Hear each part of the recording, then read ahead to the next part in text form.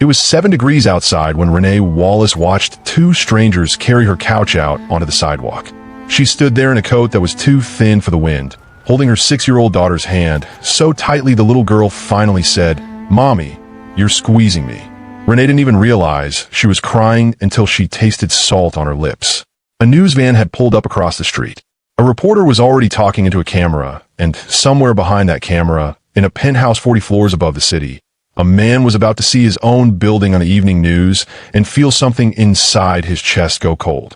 He did not know her name yet, but by the end of this story, he would never forget it. Before we go any further, let us know in the comments where you're watching from. We would love to hear from you. And if you're new here, click that subscribe button so you never miss one of our stories again. This is a story about a mother who did everything right and still lost everything anyway. It's about a company so large that a single family could disappear inside it without anyone noticing. And it's about the kind of accident, the kind of overlooked phone call that can either destroy a life or, if someone finally pays attention, change it forever. Stay with us, because nothing about this story is what it looks like on the surface, and the truth won't be found outside that apartment building. It will be found inside the company that owned it. Renee Wallace was 34 years old, and most days she ran on 4 hours of sleep and whatever coffee she could afford. She worked the night shift as a waitress at a diner off Route 9, and in the mornings she looked after an elderly neighbor 2 floors down, a retired schoolteacher named Mrs. Alvarez, who paid her a little cash to help with groceries and doctor's appointments. Renee wanted to go back to school for nursing. She had the acceptance letter sitting in a drawer for almost a year, unopened, because tuition felt like a joke she couldn't afford to laugh at. She never missed Sunday service, not because life had been kind to her, but because she needed somewhere to put her exhaustion down for an hour. The other tenants in the building knew her as the woman who always had a smile, even on the days when you could tell she was barely holding on. She had 2 kids. Isaiah was 11, quiet in the way that kids get when they've had to grow up faster than they should have. He noticed things. He noticed when his mother skipped dinner and said she already ate. He noticed when the lights flickered and she'd sigh instead of complain. Her daughter, Lily, was 6, and she drew houses. Not people, not animals, just houses, dozens of them, taped up on the wall by her bed. Little chimneys with curls of smoke. A dog in the yard she'd never actually owned. She used to tell her mother, "One day we'll have our forever home." And Renee would smile and say, "One day, baby," even though some nights she wasn't sure she believed it herself. 40 floors above the diner where Renee worked, in an entirely different world, lived a man named Walter Ellison. Walter was 58, a self-made billionaire who had built one of the largest residential property companies on the East Coast from a single rundown apartment building he bought at 26. People who worked for him respected him. People who lived in his buildings, back when he still visited them personally, remembered him as someone who actually listened. But somewhere over the last several years, as the company grew from dozens of properties to hundreds, Walter had done what a lot of successful people eventually do. He stepped back. He hired executives he trusted, built layers of management between himself and the buildings that carried his name, and told himself that trust was efficient. He didn't know that trust, unchecked, is also exactly what someone dishonest is counting on. A few weeks before the eviction, Renee's building had started falling apart in ways that felt too coordinated to be coincidence, though she had no way of knowing that yet. The elevator broke and stayed broken. A leak in the ceiling above her kitchen turned into a soft gray bloom of mold that made Lily cough at night. The heat went out for 4 days in January. Every single time, Renee did exactly what she was supposed to do. She called the property office. She filed the maintenance requests online. She left messages. She was polite, even when she wanted to scream, because she'd learned a long time ago that anger gets you labeled as difficult, and difficult tenants get moved to the bottom of every list. Nothing ever happened. No plumber ever came. No emails were ever answered. It was as if her complaints were vanishing into thin air the moment she sent them, which, as it turned out, was closer to the truth than she could have imagined. What Renee didn't know was that somebody was, in fact, deleting her complaints on purpose. His name was Reginald Hayes, the regional property director in charge of 41 buildings, including hers. Hayes was calm, educated, the kind of man who shook your hand a little too long and smiled a little too easily. He wore expensive watches that didn't quite match his salary, though nobody at headquarters ever asked why. Behind the calm exterior, Hayes had spent almost 3 years quietly siphoning maintenance funds meant for repairs, forging inspection reports so the buildings looked compliant on paper, faking occupancy numbers to justify budget cuts, and pocketing bonuses tied to cost savings that were really just deferred disasters waiting to happen to families like Renee's. He wasn't stupid. He knew exactly which complaints to bury and which tenants were too exhausted or too afraid to push back. Renee, working 2 jobs and raising 2 kids alone, was exactly the kind of tenant he was counting on. The eviction notice came on a Tuesday. 3 months of rent had technically fallen behind. Not because Renee stopped paying, but because a billing error the company never corrected had quietly doubled her rent for 2 months before anyone flagged it. And by the time she caught the mistake, $90 had already avalanched into thousands. She called the owner's office 11 times trying to get it fixed. 11 times, nobody answered, or somebody promised to look into it and never called back. She even wrote a letter, the old-fashioned kind, and mailed it directly to the corporate address, because a coworker told her that sometimes writing to the top gets a faster response than calling a call center.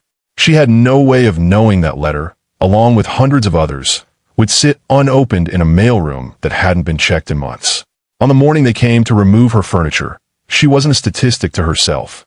She was just a mother standing on ice, trying to explain to her 6-year-old why strangers were carrying their couch to the curb. The reporter on scene that morning was doing a routine segment on rising eviction rates in the city, the kind of story that runs for 90 seconds and gets forgotten by the next commercial break. She interviewed Renee on camera, and Renee, through tears, said the sentence that would end up changing everything. "I've called the owner's office 11 times. Nobody ever answered." 40 floors above, in his penthouse, Walter Ellison was eating dinner alone with the television playing in the background, barely paying attention, until the camera panned to the building's address. He knew that address. He owned that building. His fork stopped halfway to his mouth. But it wasn't the address that made his blood run cold. It was what Renee said next. "I never received a single call," he whispered to an empty room, staring at a stranger's face on his television screen. A woman he had never met, but whose life, he was about to learn, had been destroyed by people working directly under him. If you're still with us, take a second and really imagine that moment. Imagine finding out, live on television, that your own name, your own company, was attached to a family being thrown out into the cold in the middle of winter. Would you have picked up the phone right away, or would you have needed a minute just to process what you were looking at? Let us know in the comments, because what Walter did next is exactly why this story matters. Walter didn't sleep that night. He sat with his laptop until 3 in the morning, pulling up complaint logs for that building. And what he found didn't add up. According to the system, there had been 0 maintenance requests filed from that address in over 4 months. 0. He knew that couldn't be true. Not for a building housing over 200 families in a city where pipes freeze every winter. Something was being hidden from him, and whoever was hiding it had access to systems that only a handful of senior employees could touch. He thought about the lawyer who had called his office twice that week, a call he'd brushed off as routine corporate paperwork. He wondered, for the first time in years, what else he had been brushing off.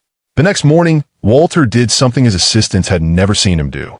He canceled every meeting on his calendar, told no one at the company where he was going, and had his driver take him directly to the building. No press. No executivos informed. He wanted to see it the way a tenant would see it, without anyone having time to clean it up first. What he found in the lobby made him stop walking. The carpet was stained and peeling at the edges. 2 of the 4 ceiling lights were completely dead. A security camera above the front door hung loose from its bracket, clearly disconnected, clearly had been for a while. An elderly man in the lobby, a Korean War veteran named Harold who had lived in the building for 11 years, recognized Walter from a magazine article years earlier and said, without any hesitation, "We've been asking you for help for years."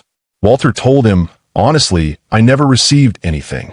Harold just looked at him for a long moment and said quietly, "Somebody's been lying to you then, because we sure didn't stop asking." Walter asked to see the mailroom next, and what he found there staggered him. Hundreds of pieces of unopened mail, some of it dated back over a year, sat in bins that had clearly never been sorted properly. Buried among them, he found Renee's letter, still sealed, never read. He stood there holding it, a piece of paper that a desperate mother had mailed with her last shred of hope, and he felt something he hadn't felt in years running a company this large. Shame. Real, physical shame.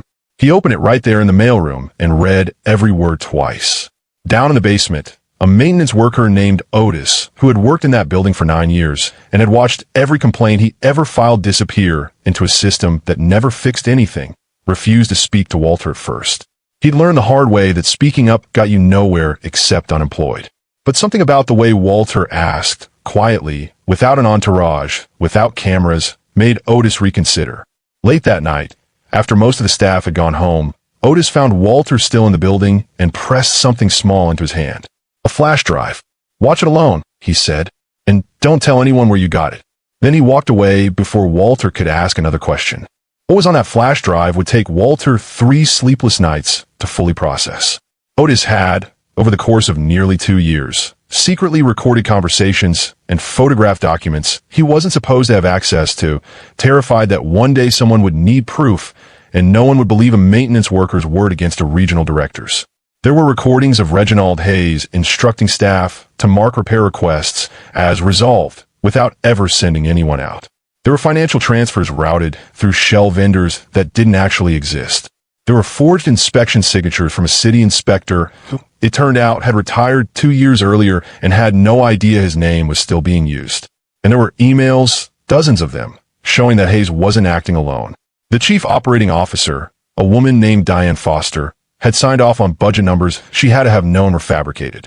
The chief financial officer, Harold Briggs, had been quietly moving funds meant for building repairs into accounts tied to properties that didn't exist on paper, and had been doing it for years before Hayes even joined the company. Here's a question worth sitting with for a moment. If you found out that the people you trusted most with your company, your money, your family's well-being, have been lying to you for years while you were too busy, too trusting, or too distracted to check, how would you have reacted? Would you have wanted to handle it quietly? Or would you have wanted the whole world to know exactly what happened? Tell us honestly in the comments, because Walter's answer might surprise you.